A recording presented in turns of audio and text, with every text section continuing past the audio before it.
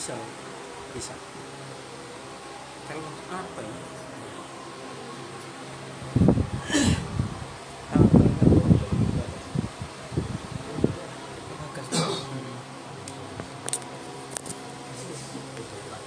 Eksis bisa, web.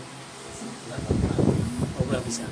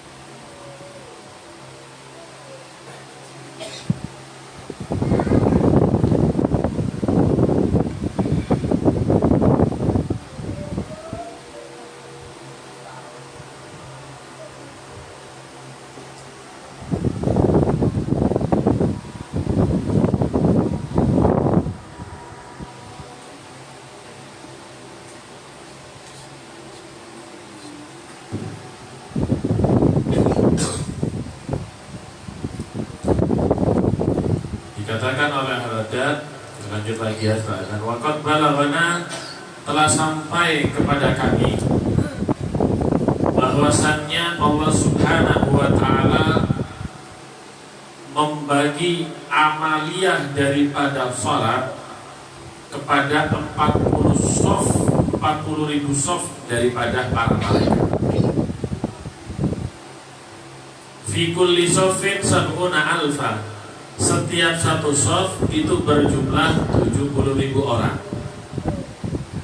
Asratun minha qiyamun la yarka'un.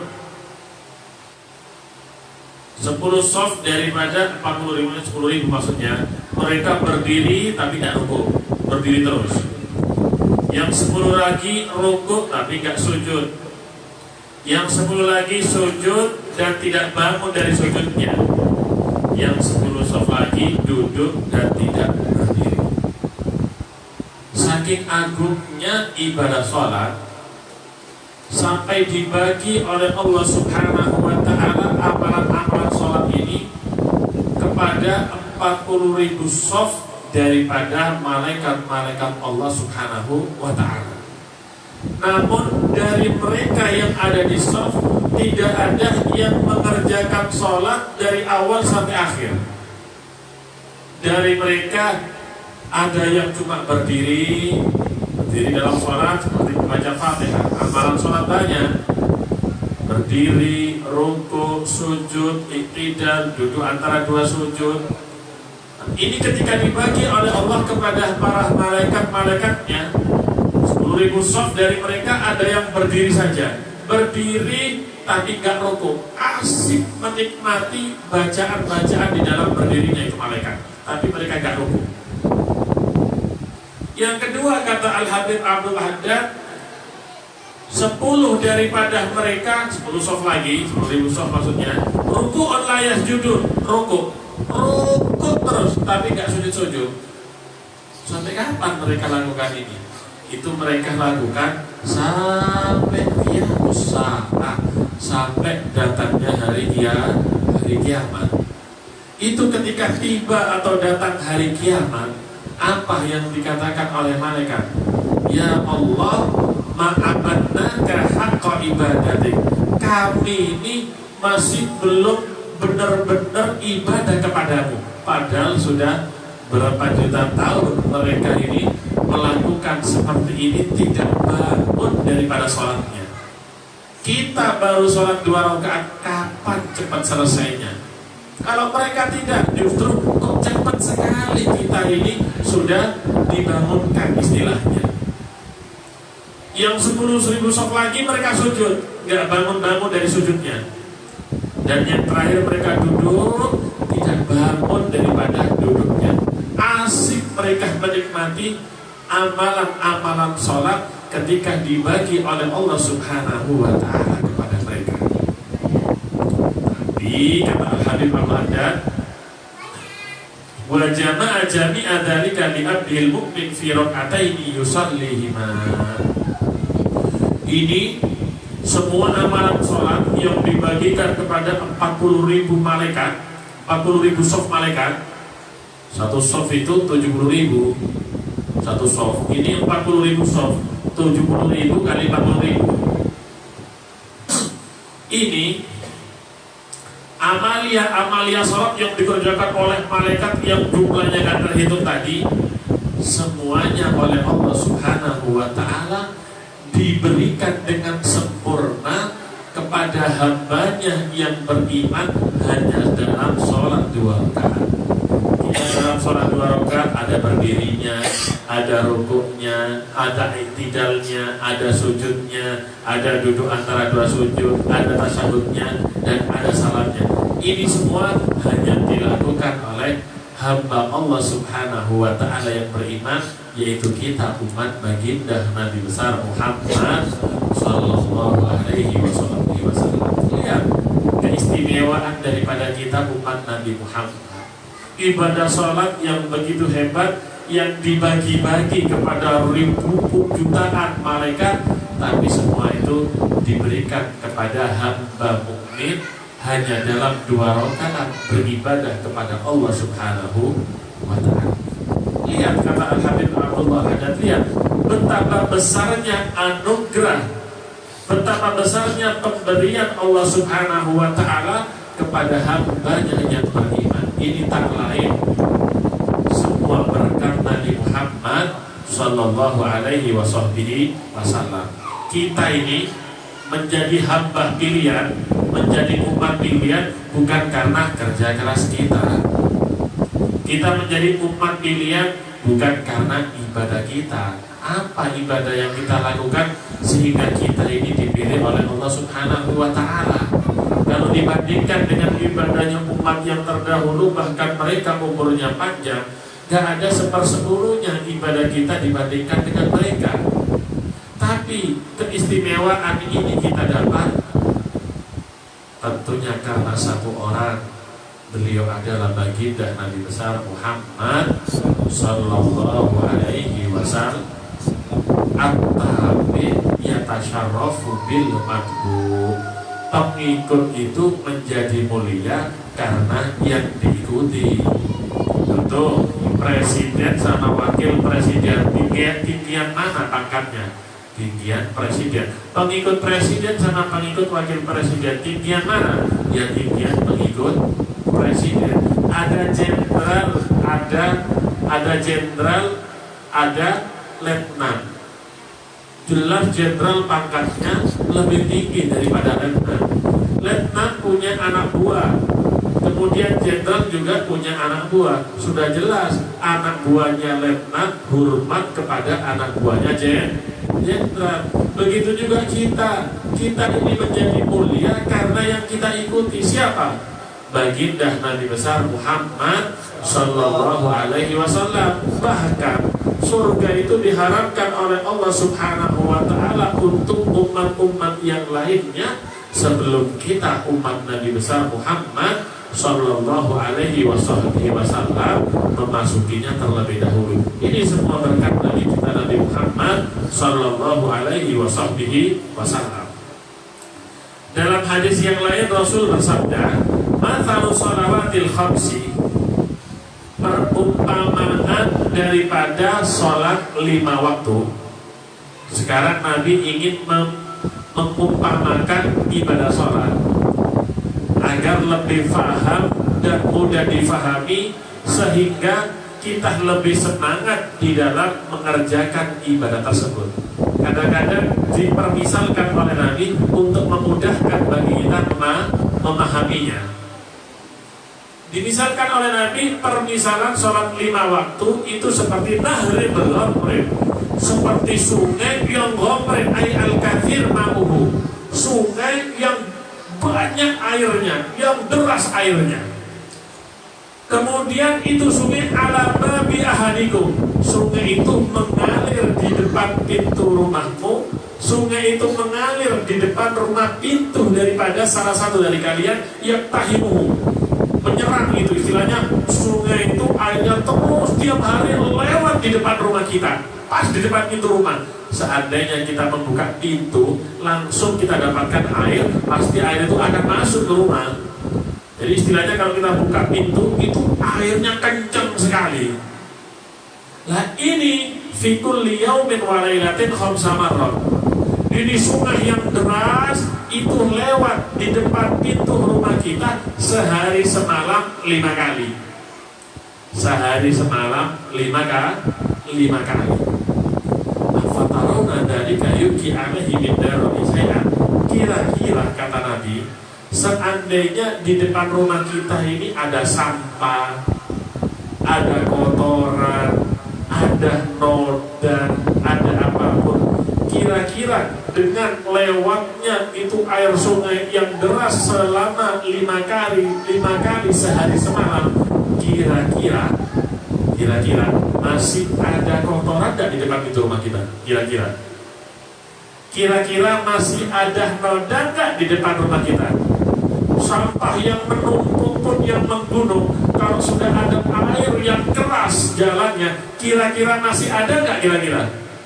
Ayat komin darah syai'an, tanya Nabi kepada sahabat. Oh lu, mereka semua sepakat menjawab, lah, nggak mungkin Nabi. Kalau sudah air sehari 5 kali, sehari semalam 5 kali lewat dengan begitu kerasnya, gak mungkin ada kotoran di depan rumah itu, di depan pintu rumah kita. Gak perlu kita menyiapkan sapu lidi untuk menyapu. Kenapa? Sudah dibawa oleh arus kuat air yang akan membawa kotoran tersebut. Kemudian Nabi juga berkata, as-salatu ila salati kafaratun lima bainahuma. Ya gitu kata Nabi, seperti sholat, antara sholat yang satu dengan sholat yang lain, antara sholat duhur ke sholat asar, dari sholat asar ke sholat maghrib, dari sholat maghrib ke sholat isya, dari sholat isya ke sholat subuh, dan dari sholat subuh ke sholat duhur.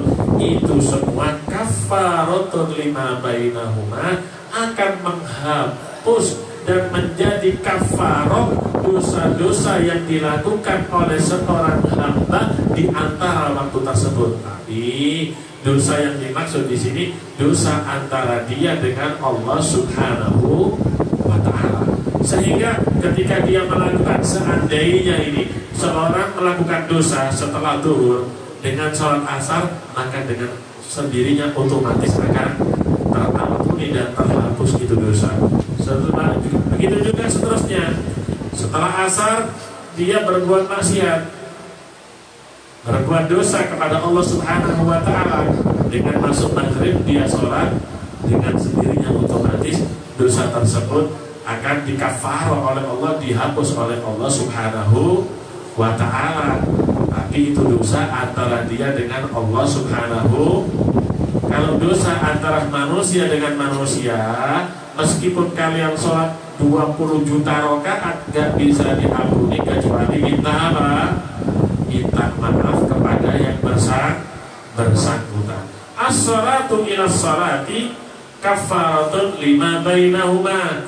Antara sholat yang satu dengan sholat yang lain itu ada kafarah antara keduanya, kata Nabi, dengan syarat idza jtuni batil kabair, jika dihindari dosa-dosa besar seperti berzina, membunuh orang, menyihir orang. Ini termasuk kabair, dosa-dosa besar.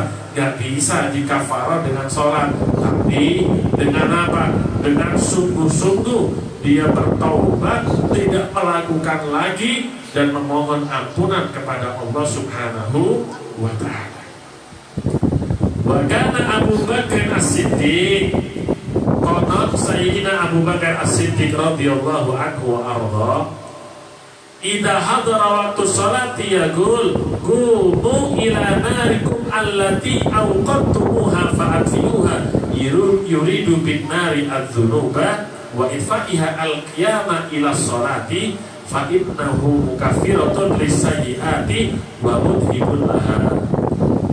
Sayyidina Abu Bakar itu kalau sudah mendengar panggilan azan sudah dikumandangkan, Sayyidina Abu Bakar berkata kepada orang-orang yang ada di sebelahnya, "Aikumu ila narikum, ayo bangkit, berdirilah menuju kepada api yang telah kalian hidupkan dan padamkan itu api," kata Sayyidina Abu Bakar. Maksudnya apa? Ketika ada azan, dikumandangkan azan, beliau mengatakan, ayo datangi itu api yang membara, kemudian padamkan itu api. Maksudnya yang dimaksud dengan api itu adalah adz-dzunub. Yang dimaksud dengan api adalah dosa. Siapa daripada kita yang tidak berdosa? Kita ini bukan para nabi yang maksum. Kita ini bukan para nabi-nabi yang maksum. Yang maksum hanya nabi. Selain nabi, dari orang-orang hebat pun, para ahlul bait dan yang lain, mereka tidak ada yang maksum, namun mereka mahfuz, dijaga oleh Allah Subhanahu wa ta'ala. Makanya yang paling enak itu kalau punya orang tua yang soleh dan dia juga soleh, punya orang tua yang soleh, dia juga soleh. Kalaupun dia biasa-biasa ibadahnya dan orang tuanya soleh, insya Allah dia akan mendapatkan barokah kesolehan daripada orang tuanya, mendapatkan barokah daripada kesolehan daripada orang tuanya. Lihat di dalam kisah daripada Nabi Allah Musa dan hamba Allah Nabi Khidir alaihi wassalatu wassalam. Ini Nabi Musa dalam ceritanya dalam surat Al-Kahfi kan diceritakan bagaimana beliau ini, Nabi Musa bersama Nabi Khidir, beliau pergi naik kapal pergi sampai ke suatu daerah. Kemudian ketika masuk suatu daerah, Nabi Musa dan hamba Allah Khidir ini lapar, tidak bawa uang. Kalau Anda lapar bawa uang, tinggal masuk ke minimarket beli roti, sekarang sudah bisa dimakan. Zaman dulu lapar, nggak bawa uang, apa yang terjadi? Ya harus mengetuk pintu daripada rumah-rumah penduduk. Itu rumah penduduk itu diketuk pintunya sama Nabi Musa dan hamba Allah Khidir, diketuk pintunya. Semua pintu, misalnya yang ada di kabupaten itu, semua diketuk pintunya. Satu pun tidak ada yang mengeluarkan makanan. Sampai daerah itu dinamakan daerah Buhola, daerahnya orang yang pelit. Joko ada orang pelit. Orang pelit itu mendekatkan orang kepada neraka. Sebaliknya, orang yang dermawan, loman, itu mendekatkan kepada surganya Allah Subhanahu. Jangan pelit, kalau punya harta itu cuma titipan dari Allah Ta'ala. Suatu saat pasti akan diambil, orang itu titipan. Kalau dititip, kalau Allah titip, jangan pelit-pelit. Bagikan kepada fakir miskin, bagikan kepada orang yang tidak mampu, bagikan kepada yang memerlukan dan membutuhkan.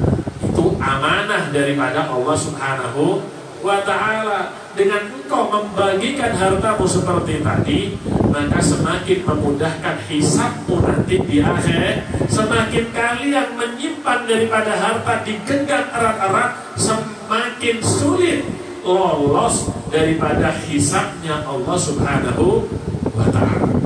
Sampai daerah itu, misalnya desa itu dinamakan desa Bukola, desanya orang yang kikir. Wes jalan Nabi Musa dan sana hamba Allah Khidir jalan. Dilihat ada rumah yang sudah doyong, mau jatuh, mau roboh itu, yang mau jatuh atau roboh, dindingnya. Katanya Nabi Musa, katanya Khidir, Nabi Musa, kita luruskan, kita kokohkan ini bangunan supaya apa? Supaya tidak roboh. Kata Khidir, kasihan ini milik anak yatim. Kata Nabi Musa, kita ini lapar, Khidir katanya, kita ini sedang lapar, kita ini perlu makan, kok kita ini disuruh membangun ini rumah, kekuatan kita ini berkurang karena lapar. Agak sedikit protes Nabi Musa kepada hamba Allah Khidir ini. Akhirnya perjanjian antara Nabi Musa dan Khidir apa? Nabi Musa tak boleh banyak tanya saat itu. Diingatkan sama Nabi Khidir. Oh iya, akhirnya dibangun itu rumah sampai lurus kokoh. Karena di bawah itu rumah ada apa? Ada apa di bawahnya? Ada harta karun. Saya mau tanya. Tugasnya Nabi Musa ini kuli bangunan. Nabi Musa ini bukan kuli bangunan. Nabi Musa ini bukan tukang atau arsitek. Nabi Musa ini seorang nabi yang tugasnya berdakwah, menyampaikan risalah dari Allah Subhanahu wa ta'ala. Wa ammal jidaru fakana li ghulamaini yatimaini fil madinati. Terus apa? Wa kana tahtahu kanzun lahuma, di bawahnya itu ada harta karun. Wa kana abuhuma salihan. Di sini seorang nabi, bukan nabi kelas biasa Nabi Musa, nabi pangkat ulul azmi, nabi yang pangkat rasul yang pangkatnya ulul azmi itu Nabi Musa alaihissalatu wassalam, nabi yang hebat. Seorang nabi itu Nabi Musa dan Khidir dalam perbedaan pendapat ulama, karena sebagian mengatakan Khidir itu nabi, sebagian mengatakan wali, karena disebutkan abdul. Itu seorang nabi, dan seorang nabi Musa dan Nabi Khidir diperintahkan oleh Allah untuk membangun kembali daripada bangunan tersebut agar kokoh dan kuat. Apa sebabnya? Sebabnya apa? Sebabnya wa kana abuhuma shalihan. Sebabnya dua anak yatim ini abahnya orang soleh, ayahnya adalah orang. Ayah di sini bukan ayah langsung, katanya ulama tafsir. Ayah di sini yang dimaksud dalam tafsir ayahnya yang nomor 7, kakek yang nomor 7. Tapi karena kesolehannya, barokahnya itu sampai kemana? Sampai ke cucu yang nomor 7. Nabi pun diperintahkan oleh Allah karena kedua anak ini memiliki kakek nomor 7 yang soleh. Kakeknya yang nomor 6, nomor 5, 4, 3, 2, 1, gak ada yang soleh, biasa-biasa. Tapi kakek yang nomor 7 soleh. Akhirnya diperintahkan apa Nabi Musa? Diperintahkan untuk membangun itu rumah kembali. Karena kesolehan daripada siapa? Karena kesolehan daripada kakeknya.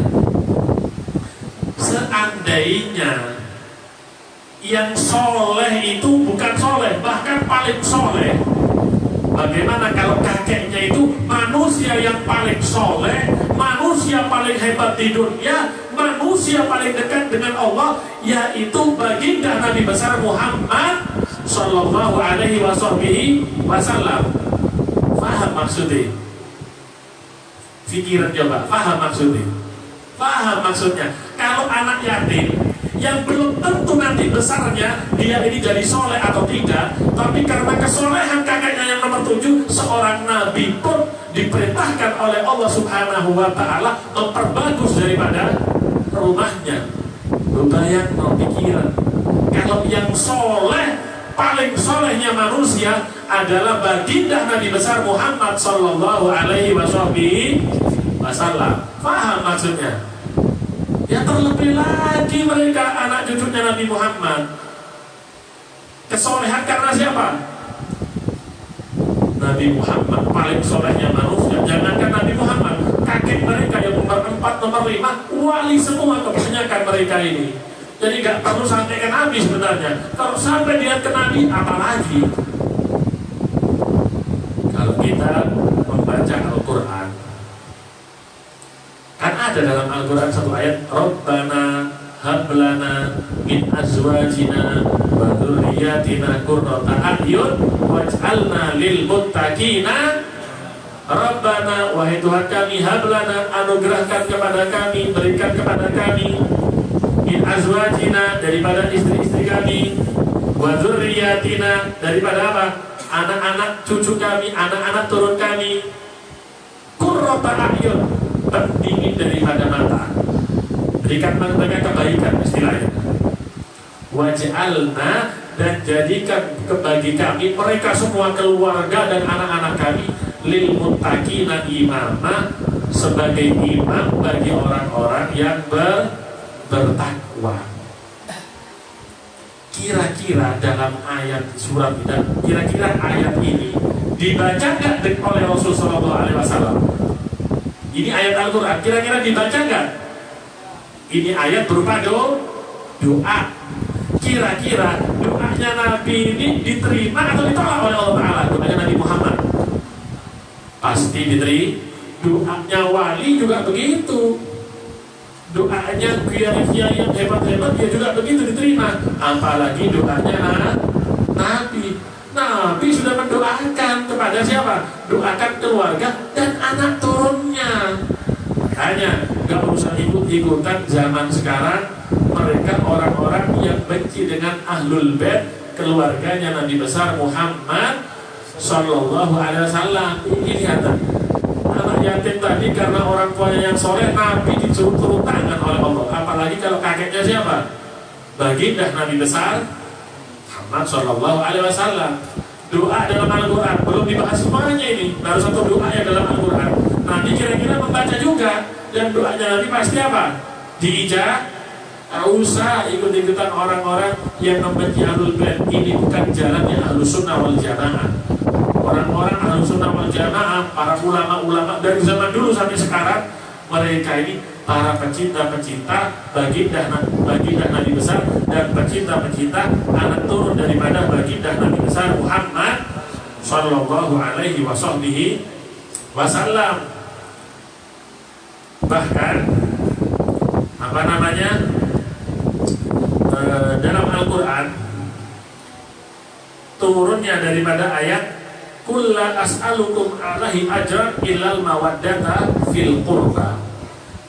Kul, katakan wahai Muhammad, la as'alukum, aku tidak meminta kepada kalian semuanya ajran, apa? Bayaran atau upah.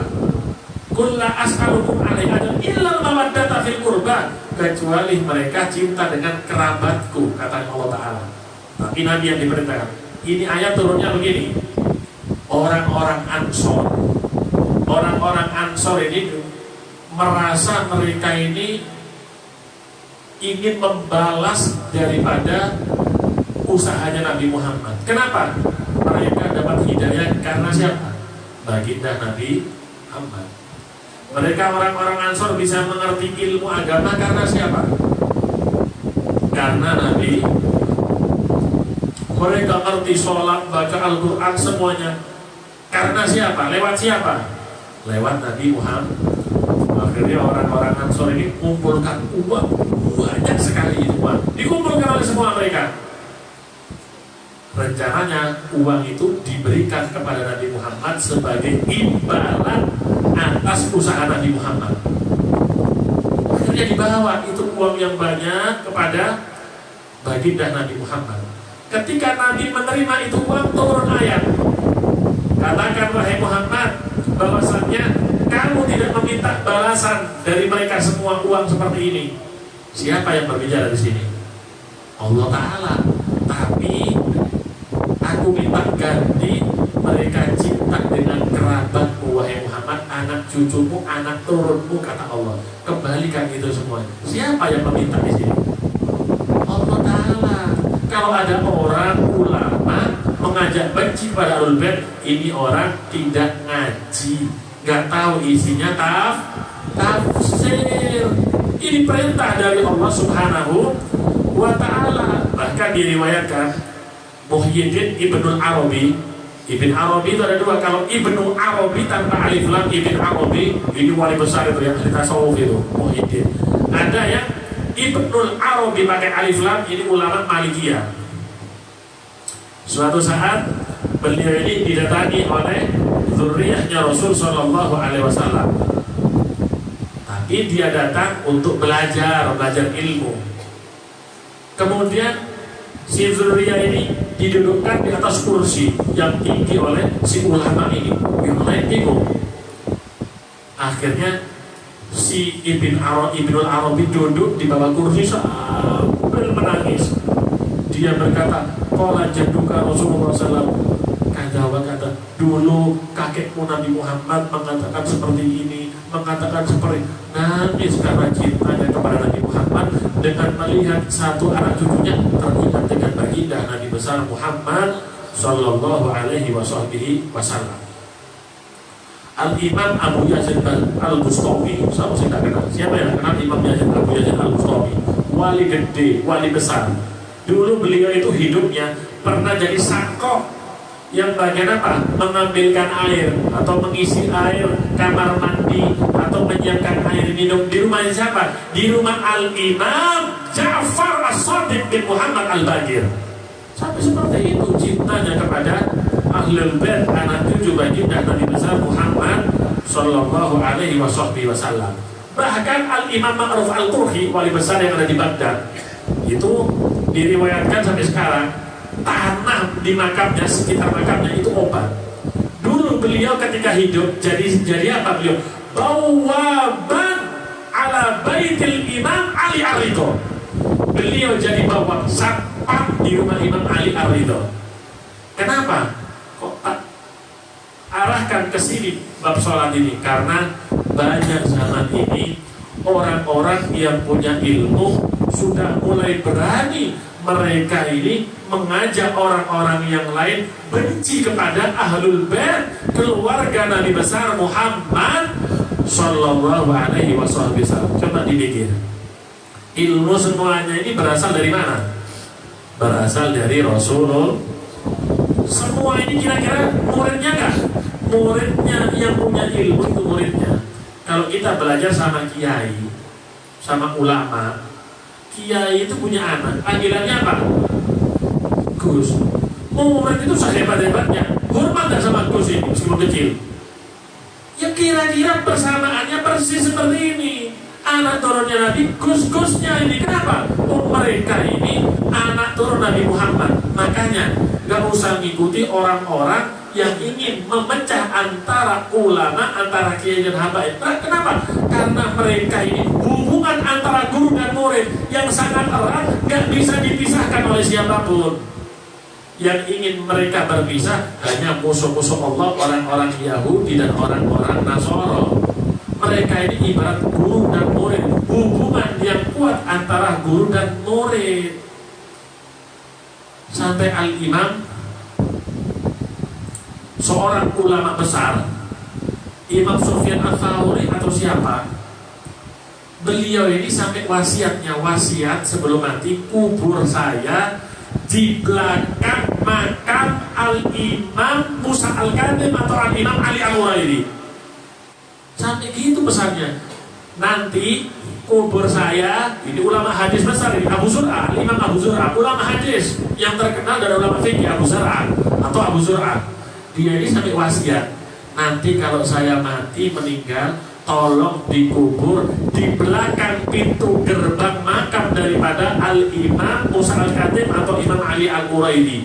Nanti lisan saya, patokan saya, tolong ditulisi wa kalbuhum basitun diraihi bil wasit. Beliau ingin menganggap dirinya seperti anjing pemimpin daripada Ashabul Kahfi yang menjulurkan daripada kedua tangannya menjaga daripada tuan-tuannya yang saat itu tidur di dalam gua. Sampai begitu cintanya kepada Ahlul Bait, keluarga baginda Nabi besar Muhammad. Seandainya kita melihat ada keluarga Nabi Ahlul Bait yang tidak sejalan dengan jalan datuknya, bukan dimusuhi. Kalau kamu memang cinta, doakan dia supaya kembali ke jalan datuknya. Nasihati dia agar kembali ke jalan datuknya. Datuk sampean itu gini Beb, dulunya seorang yang hebat, orang yang belajar ilmu, ahli wirid. Ingatkan mereka, sadarkan mereka. Itu kalau ada cinta kepada Nabi Muhammad Sallallahu Alaihi Wasallam, itu namanya cinta mati kepada Nabi Muhammad. Kalau sudah cinta kepada Nabi Muhammad, juga cinta kepada keluarganya dan sahabat-sahabat Nabi Muhammad. Lihat, Sayyidina Abu Bakar sebelum meninggal apa wasiatnya? Urqubu Muhammadan fi ahli. Sayyidina Abu Bakar itu sebelum meninggal wasiatnya, tolong kata Sayyidina Abu Bakar. Kayaknya Sayyidina Abu Bakar sudah merasakan bakal terjadi sesuatu. Tolong kata Sayyidina Abu Bakar, tolong dijaga anak turun Nabi Muhammad Sallallahu Alaihi Wasallam. Panjang kalau kita membahas ini, hadisnya juga panjang. Intinya gak usah ikut yang lain, ikut mereka ulama-ulama seperti zaman dulu yang cinta kepada keluarga Nabi besar Muhammad. Ya itu Ki Hasan Bengkong, ada tamu mau datang ke rumahnya, dia siapkan, menyuruh khandamnya bersihkan ini kamar karena ada tamu istimewa. Datang pejabat atau siapa gitu naik mobil. Sebentar, kamu ini datang sendiri, enggak sama supir. Siapa supirmu? Enggak ada orang bisa panggil. Ditanya, siapa kamu ini? Fulan bin Fulan, marga apa gitu. Langsung dipeluk, dihormati sama Ki Hasan Bengkong Sepuh, langsung dipersilakan. Memang dipersiapkan untuk beliau sampai dia ini bisa mencium Ahlul Bait yang mau datang ke rumah. Seperti itu ulama-ulama yang hebat zaman dulu, cintanya setengah mati dengan keluarganya Nabi Muhammad. Karena itu sudah kewajiban di dalam Ahlus Sunnah wal Jamaah untuk mencintai dan menghormati keluarga Nabi besar Muhammad Sallallahu Alaihi Wasallam. Kita kembali lagi ke kalam Sayyidina Abu Bakar. Sayyidina Abu Bakar, bangunlah kamu, padamkan apimu, api dosa tadi dengan mengerjakan sholat, karena itu mukafirun lisayyi'at, karena bisa menghapus daripada kesalahan-kesalahan, wa mudhibun laha, dan menghilangkan daripada kesalahan. Allah berfirman dalam Al-Quran, wa aqimis sholata tarafai nahari wa zulafan minal lail innal hasanat yudhibnas sayyi'at dzalika dzikra lidzakirin. Kerjakanlah itu sholat di awal siang dan akhir siang, pagi dan sore, wa zulafan minal lail, dan awal daripada malam hari, karena kebaikan itu akan menghilangkan daripada kesalahan. Dzalika dzikra lidzakirin, ini peringatan bagi orang yang dzakirin, yang ingat kepada Allah Subhanahu wa taala. Kita sampaikan kepada fasal.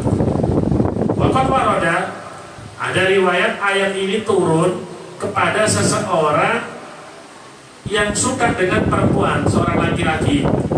Sampai dipegang-pegang itu perempuan, dipegang-pegang wis gambarannya, tapi gak sampai zina. Akhirnya dia merasa salah, datang kepada Nabi, tobat. Nabi, aku berbuat ini. Tegakkan Nabi hukuman bagiku, wahai Nabi. Gak direspon sama Nabi, gak direspon, dibiarkan sampai adzan sholat. Sampai diajak sholat selesai, karena Nabi istahdirhu. Coba panggil tadi orang itu. Kemudian Nabi baca ayat tadi itu, wa aqimi sholata ini. Artinya orang kalau sholat, dosa semenjak bukan dosa besar akan dihapus. Tadi itu as-sholatu ila sholat kafaratun. Akhirnya laki-laki itu sahabat tanya, hadza li khasa'am linnasi aman. Ini ayat khusus untukku apa untuk semua orang mukmin, wahai Nabi? Bal huwa linnasi aman. Ini untuk semua manusia, kata baginda Nabi. Qultu, komentar Habib Abdul Haddad, wa fihi dalilun anna saghira minas sayyi'at tukaffaru bisolawati wa ghairiha minal hasanat.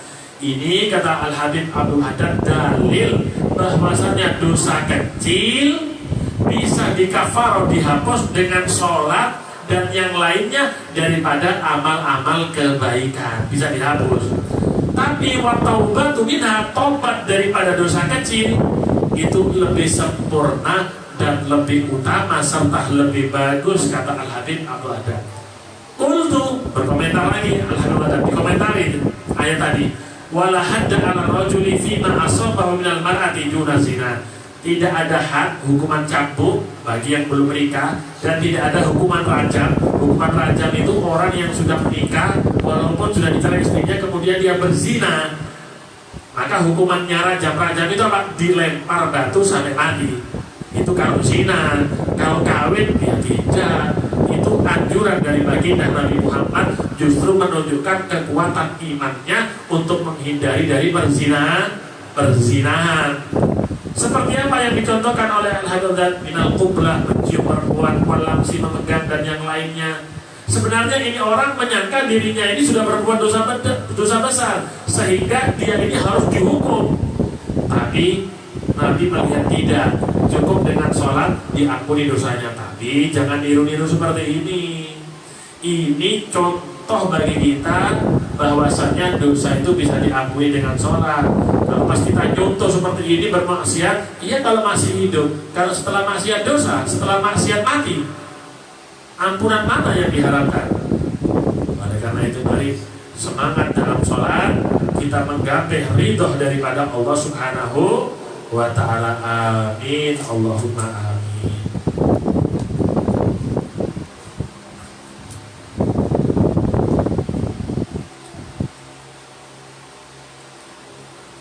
Bismillahirrahmanirrahim.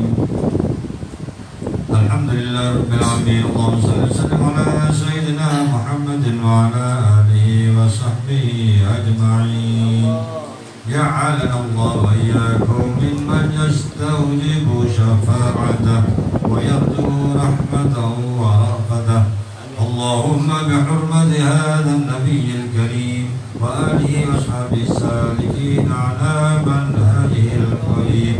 Ij'alna min khiyari ummati wasturna bidhaili hurmati wahsyurna ghadam fi zumrati wasta'fil alsinatana fi qadhihi wa nusrati wa ahyina mutamassikina bi sunnati wa ta'ati wa amitna ala hubbihi wa jafa'ati. Allahumma adkhilna ma'ahul jannata fa innahu awwalu man yadkhuluha wa anzilna ma'ahu fi kusuliha fa innahu awwalu man yanziluha warhamna yawma yashfa'u lil khalaiqi fatarhamuha.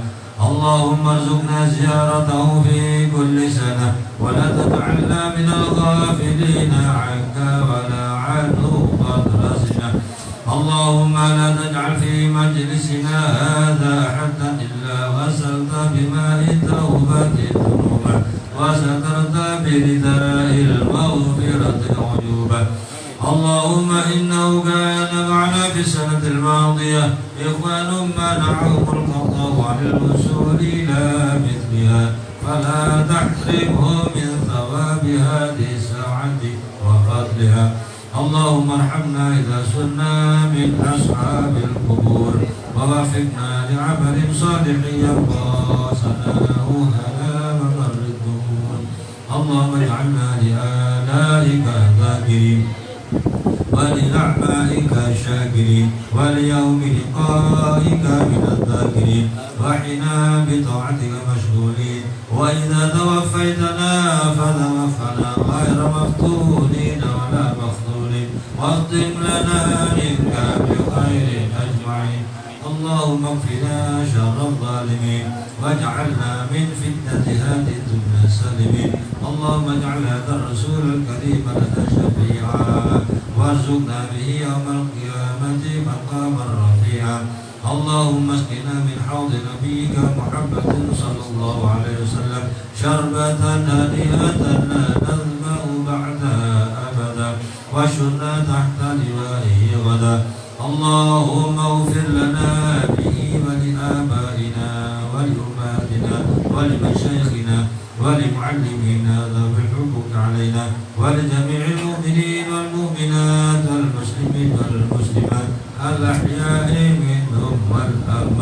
إنك مجيب الدعوة وقاضي الحاجات وغافر الذنوب والخطيئات يا أرحم الراحمين. صلى الله على سيدنا محمد وعلى آله وصحبه وسلم. سبحان ربك رب العزة عما يصفون وسلام على المرسلين والحمد لله رب العالمين. لا إله إلا الله الموجود في كل زمان.